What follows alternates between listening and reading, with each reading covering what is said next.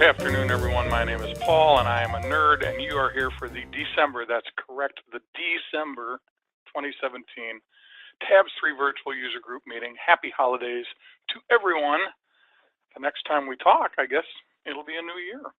But today, we're going to talk about paying a partial invoice in AP. Mary Jo's going to take that topic, and I am going to tell you everything and probably more than you ever wanted to know about the preview window. Without any further ado, I'm going to press all the magic buttons that are going to take me to the right place. Well, should I say, are going to take Mary Jo to the right place so that she can talk about paying a partial invoice in Accounts Payable. So as Paul said, that is what I'm going to talk about, and just some reasons why. A lot of times, if you get your Visa bill or something, and you don't want to pay the entire Visa bill, but when you get the statement, you're putting in, the total amount. Tabs or Accounts Payable does have the capability of paying partial invoices, and not a lot of people know that. Most of the time when we're writing checks out of Accounts Payable, it's for a court cost or for a specific thing that we're just going to pay it. But there are those times that we do have that we just want to pay partial. You don't have to sit there and enter in another invoice after you've paid it or change the amount and then enter another one later. Accounts Payable can handle it just by putting in the amount to pay column how much you want to pay. So I do have UPS. I put in an invoice here.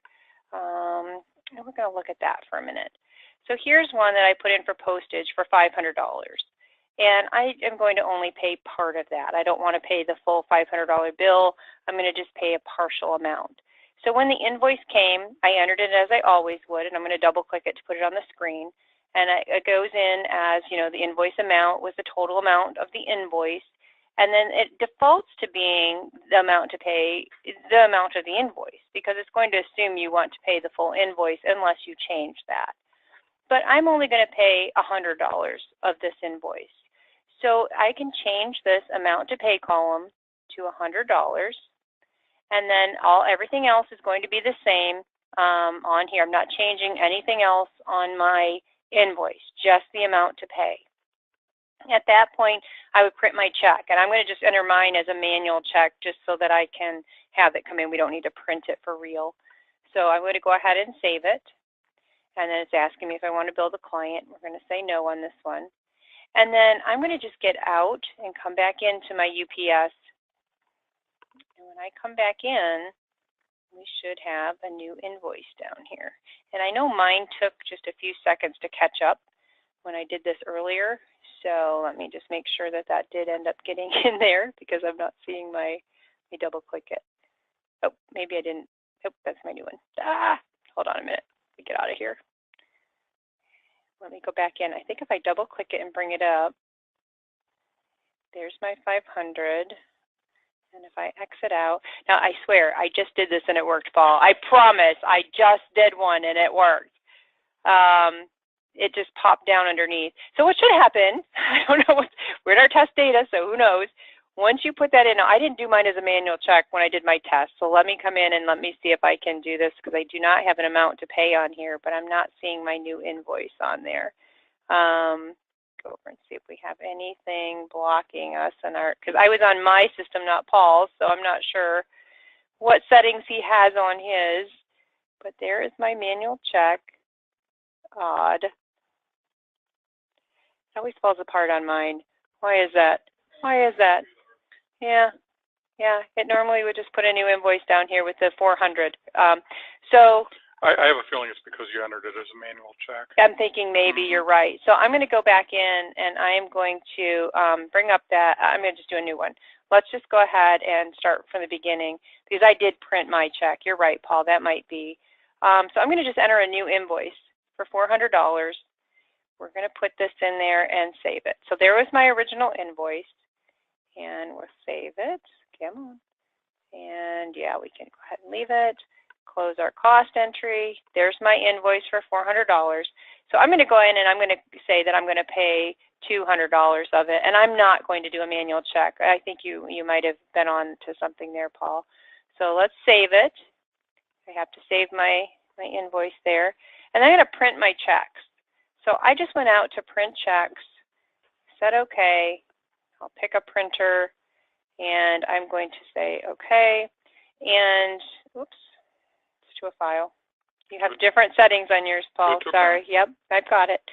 So I'm going to clear all, and I'm going to pick my, see how I have my invoice amount here now of 400, and the amount I'm going to pay is 200. So when I print this check, it's actually going to print out with $200 on it, and I'm actually printing it here. And then when we come in here, there's my new invoice for $200 for the remainder. Yay. So you cannot do a manual. That's good to know. Well, because a manual check implies that that I've already written it and I've already paid it.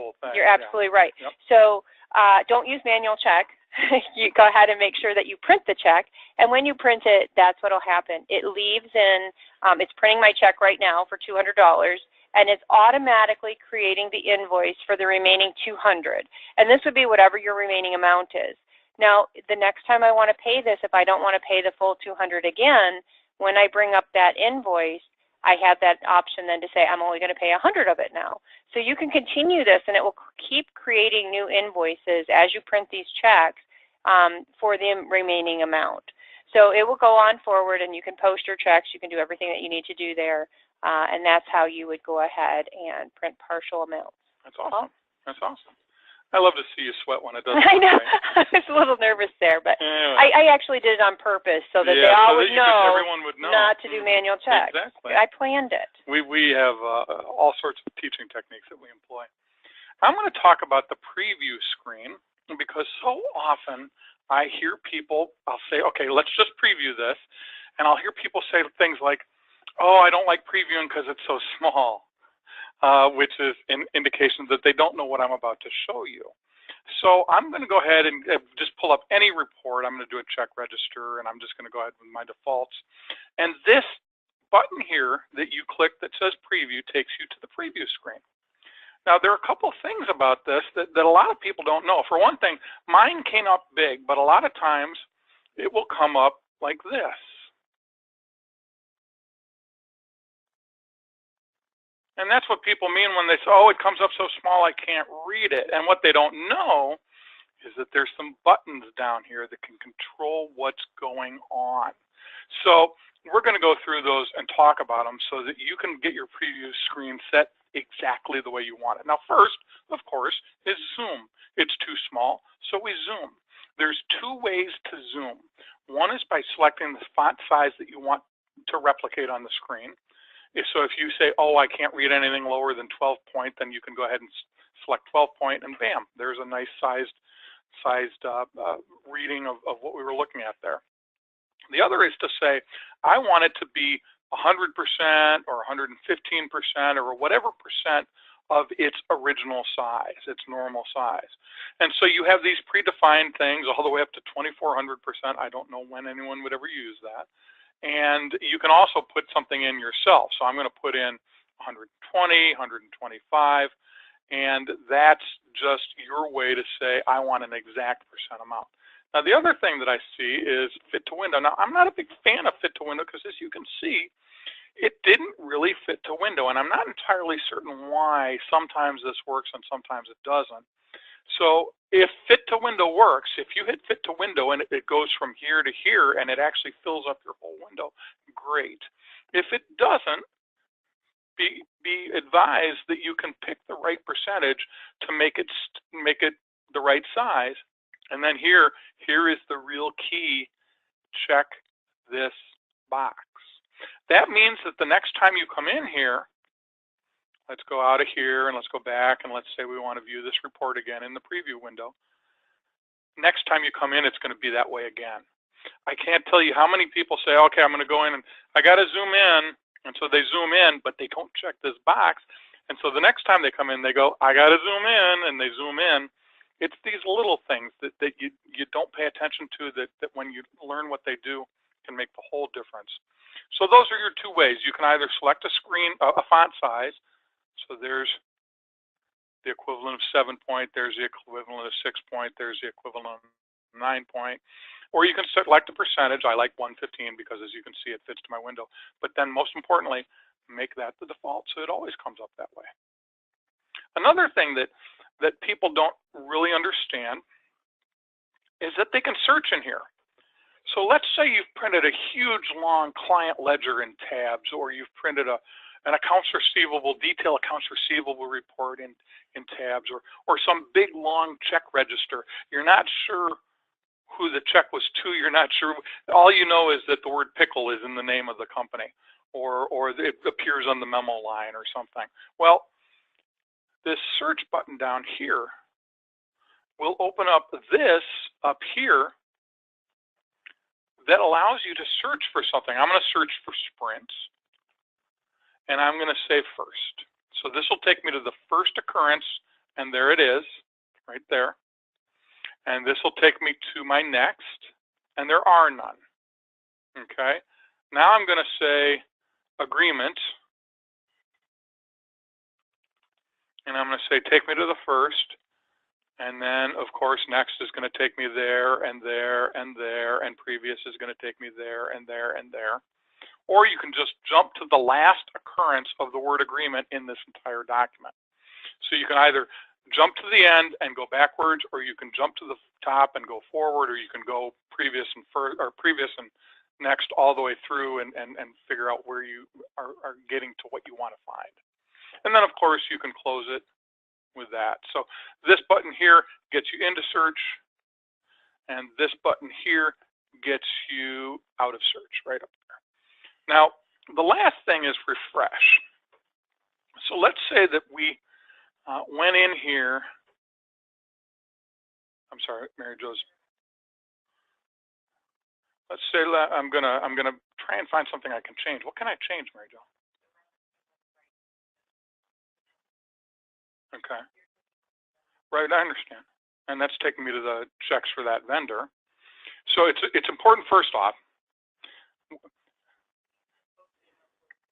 Right.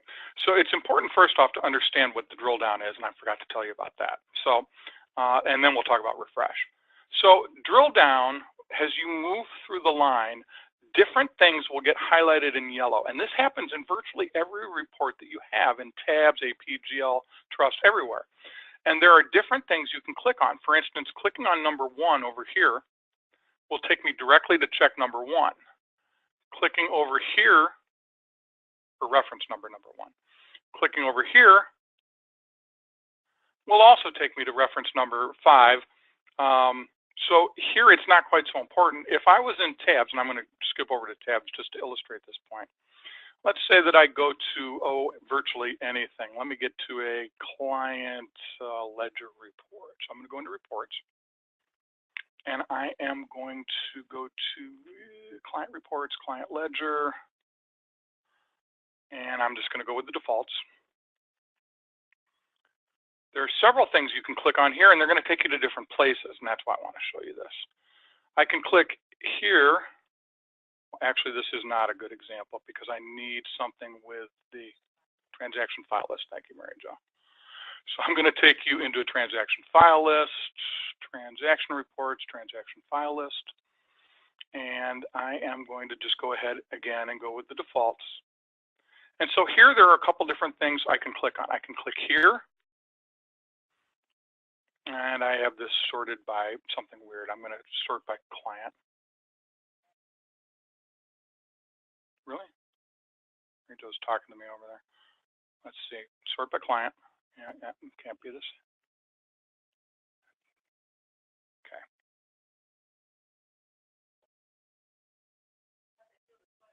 Yeah, Mary Jo's laughing at me now. So there are a couple different things. I'm not getting I see it. I see it. So I can click over here on reference number, and it's going to actually take me to that payment or fee or cost or whatever it is that I'm looking at on my transaction file list. Yet when I click over here on the client number, it's going to take me to the client. And if I happen to be in a report that also showed me what the client's name was, well, maybe not the client's name, but a contact's name, because here it does show the client's name, but it's not something I can click on. If I was in a report that also showed the contact name, Clicking on the contact name would take me to the contact record. Clicking on the client ID would take me to the client record. And clicking here or here on the actual payment information, like the reference number or the word payment, is going to take me to the payment record. So the drill down is really cool in that it allows you to go straight into something and make a change to it perhaps, or dig deeper. I'm going to take you to a draft bill real quick to show you one more thing that I was actually headed to before Mary Jo reminded me that I hadn't shown you this. So I'm going to go, to get there, I'm going to go into the client manager and just do a bill through here for Michael Larson. And we'll do his ADA employment issue, and I'm just going to generate a statement. So the other thing that you have here, and here you have the ability to, let me get down a couple pages to some real detail. So here I have the ability to actually go in and edit a transaction, just like we saw just now on the transaction file list, but this is particularly appropriate in looking at a draft bill. And I can edit it. I can change the numbers. I can say regarding fence post dispute, or we're just going to say fence post. And when I get back out, and this is what I'm really after here to show you, it still says telephone conference with Michael. And so this last button down here that I haven't explained yet is what takes me to a refresh mode, goes out and rebuilds that bill with the new data. So it's important to understand that when you drill into something, let's say we're going to change this to telephone conference with Paul Purdue, when you drill into something and make a change, that change will be reflected in the data right away. But when I get back out of that drill down and back into the bill or whatever it is you're looking at, it won't change here until you hit refresh. Why is that? I'm only looking at 6 pages of bills right now, but imagine that I was looking at 175 pages of bills. That refresh isn't going to be quite as fast as it is here. It took about 2 seconds. It might take 15 or 20 seconds or even longer with 175 pages of bills on your screen. So if you're going to make a change to several entries, you make those changes and then you hit the refresh button, and that picks everything back up and says, here's what it looks like with all the changes you made. Now, there are a couple more buttons. Everybody knows the close button, but a lot of people are using this to get out of here. Close will do the same thing right down here. And then, of course, there's also the print button, which says, okay, I'm done looking at it. Let's actually print it to the printer, okay? And so that's just the same as if you had gone straight to printing it, but you happen to have stopped and previewed it along the way. Now, one more thing, and this is an important one to understand as well. I'm going to see what I can generate that's going to take a long time. Let's see if I do a transaction file list with some funny sort sequences perhaps, and I tell it I want some totals and things like that. Well, I guess I'm not doing that. Okay, subtotal there, and maybe timekeeper and subtotal there. Now, yeah, okay. We've got to take the payments off. And let's instead do fees, expenses, and advances. And check number can only be done with payments. Okay. Let's get this back to where it's client, transaction date, and we'll leave that at timekeeper. Now, while it's generating, okay, so I didn't pick something that was going to take a long time, but you've seen it before where it chugs through and it says page 1 of 11, page 1 of nothing, page 2 of nothing. It's kind of going through doing the report, but it's not done yet. It hasn't gotten to where it says of however many pages it is. Maybe if we were doing a whole bunch of statements, it'd take a while. In fact, let's go try that because I want to see if I can get this to where I can actually show it to you. So I'm going to go back here out to generate statements. We're going to see if we can just get that to take a few seconds. And while it's doing it, there you go. Okay. Okay, and this computer is just too fast. This stop button will stop it from generating. It'll pop up. It'll say, are you sure you want to terminate this report? And you'll say yes. But then it'll show you the report, and this confuses people. All you've done when you hit the stop button is told it, hey, stop generating. I only wanted the first page. I told you to print the whole thing, but I really only wanted the first page, or I need to get out. I just want to get out. I need to change something.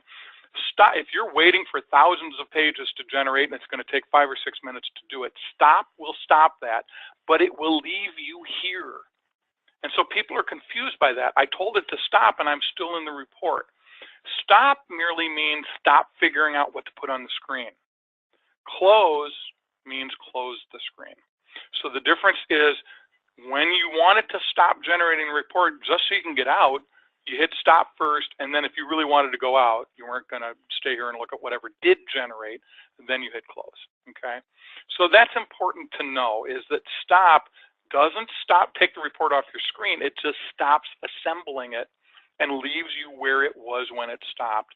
And if what you really wanted to do as an ultimate goal was to close it out as well, then you also have to hit the close button. And that is that. So next month, we're going to talk about budgets in general ledger. Mary Jo's going to talk about that.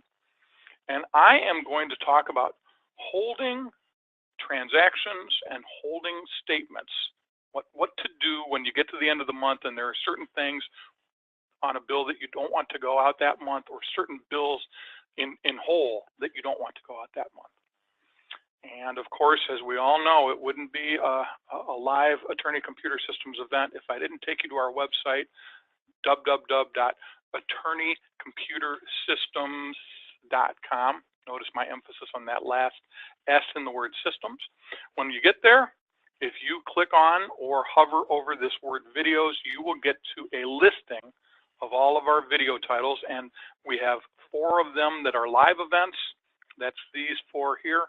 And we have 2 of them that are pre-recorded series. So you're currently in the Tabs3 virtual user group meeting. We also have VUGs, or virtual user group meetings, for Practice Master and World Docs. And I also host a monthly coffee pot webinar. These, of course, are virtual user group meetings. This is more of a, hey, what other add-ons are there out there that are available to help you take advantage of the features in Tabs or Practice Master or World Docs? And then, of course, we do have our 2 pre-recorded titles. Mary Jo has her eBytes video series. She films 3 of these every month, 1 on Tabs, 1 on Practice Master, 1 on World Docs. These are just short 2, 3, 4-minute videos of something really cool and very succinct that we can explain very quickly.